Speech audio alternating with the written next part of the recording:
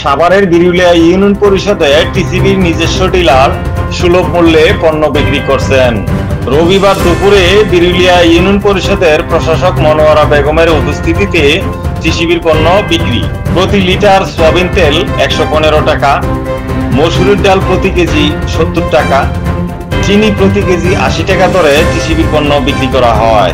এ সময় বিরুলিয়া ইউপি সদস্য তাইজুল ইসলাম, ইউপি সদস্য মনিরুল হক, সংরক্ষিত মহিলা ইউপি সদস্য রাজিয়া সুলতানা উপস্থিত ছিলেন। ডিলার বলেন, যে কেউ টিসিবির পণ্য কিনতে পারবেন, কোনো ধরনের কার্ডের প্রয়োজন নেই, সবার জন্য উন্মুক্ত করা হয়েছে।